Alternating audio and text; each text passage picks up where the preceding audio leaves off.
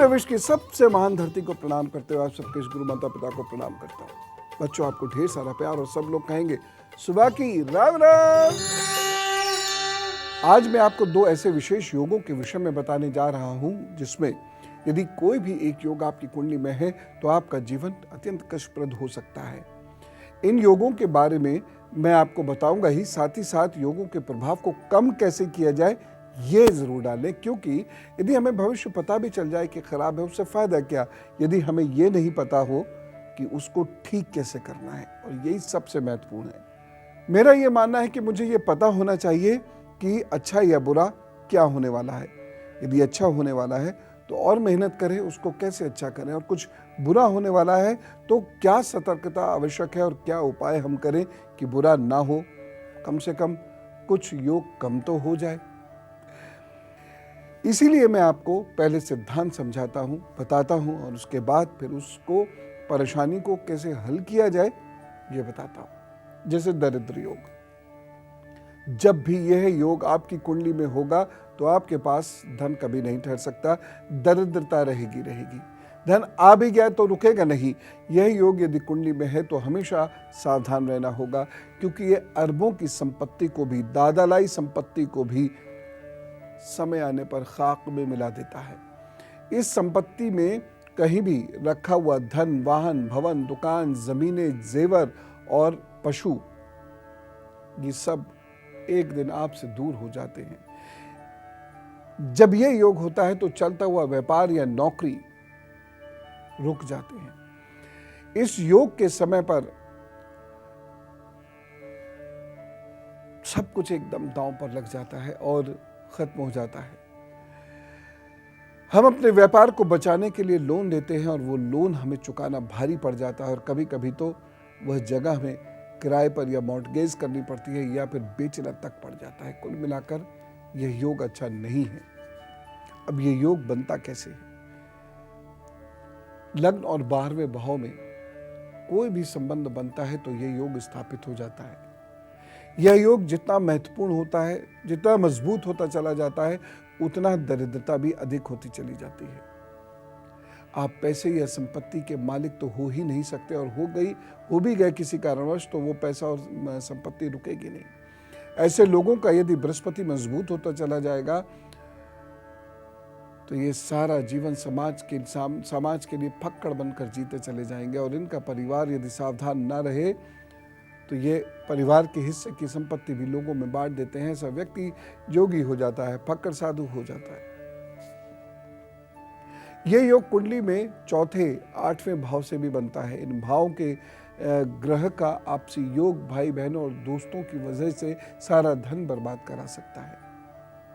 मंगल, बृहस्पति, राहु, शनि अलग अलग परिस्थितियों में यह योग बनाते हैं, और इनके वजह से कभी कभी इनकी दशाओं में इतना नुकसान होता है कि व्यक्ति सब कुछ खो बैठता है। इसीलिए इस योग से डरने की जरूरत नहीं, लेकिन सावधान रहने की जरूरत बहुत है। अब मैं आपको कुछ एक उपाय बताता हूं।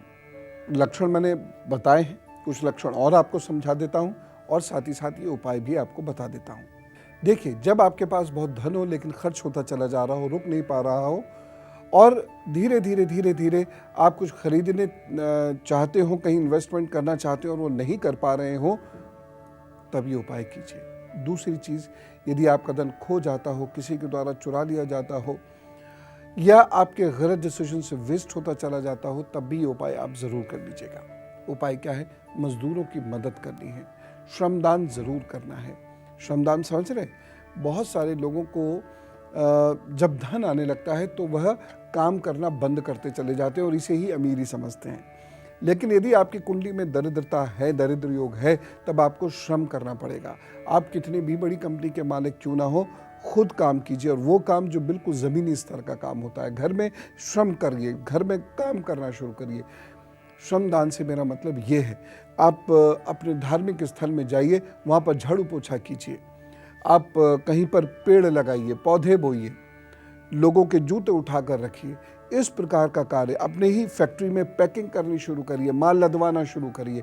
इस प्रकार का कार्य आपको करना ही पड़ेगा, नहीं तो दरिद्र योग आपको छोड़ेगा नहीं। एक और चीज, घर के पश्चिमी हिस्से की सफाई स्वयं ही करें, उसको किसी से मत करवाइए। जिसकी कुंडली में दरिद्र योग होता है उसकी कुंडली में घमंड और गप ये दोनों अपने आप आती चली जाती हैं। इससे दरिद्र योग और बढ़ता चला जाता है। तो ऐसे लोग घमंड करना छोड़ें, गप मारना छोड़ें। ऐसी जगह जहां कमजोर और लाचार लोग रहते हों वहां गुड़ और आटा अपने हाथ से बांटें।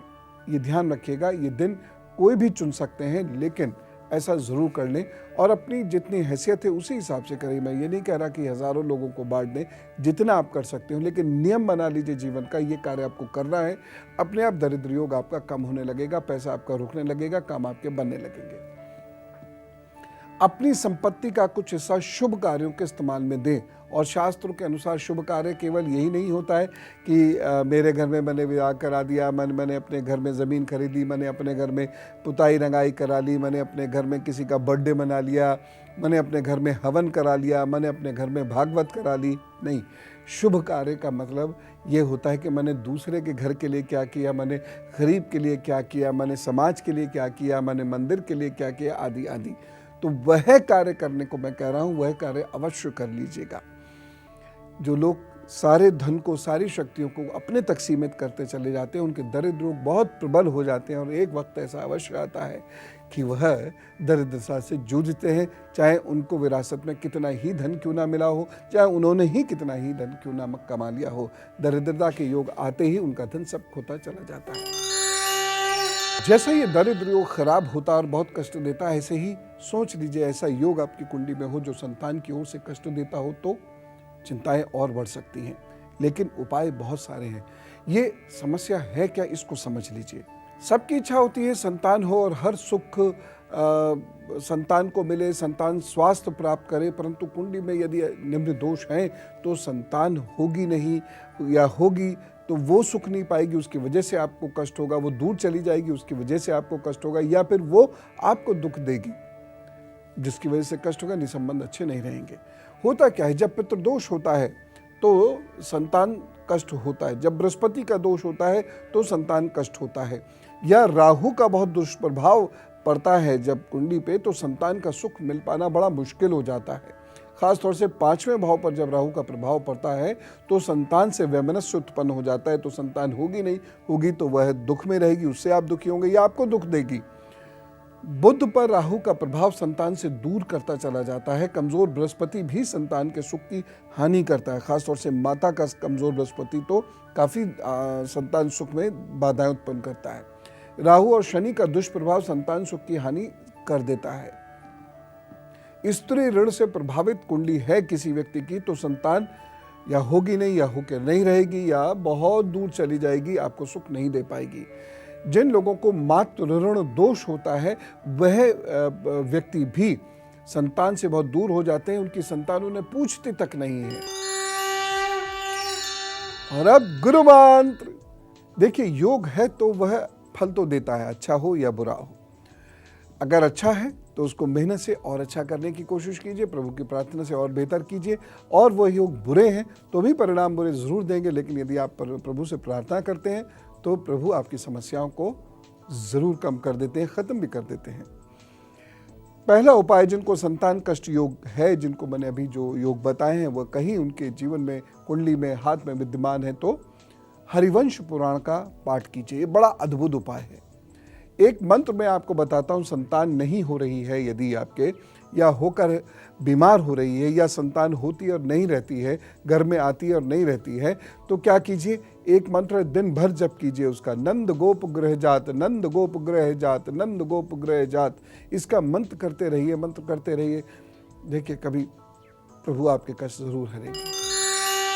आज भी बहुत सारे लोगों के पत्र आए और उन्होंने कहा कि हमने उपवास किया था और कई दिन उपवास किया, और कितने लोगों ने कहा कि 9 दिन उपवास किया और उन्हें भूख भी नहीं लगी, वो परेशान भी नहीं हुए, और उन्होंने निरंतर जप साधना भी की। ईश्वर की बहुत कृपा आपको प्राप्त होगी। बाकी लोगों को भी समय समय पर याद दिलाता रहूंगा उपवास। कल मैं बात करूंगा मक्खन की, और आज विदा लूं। आप बहुत खुश रहना। ये योग होते हैं, लेकिन टेंशन की बात नहीं। अगर आपको उपाय पता है तो उपाय कीजिएगा जरूर। मैं चलता हूं। राम राम, नमस्कार।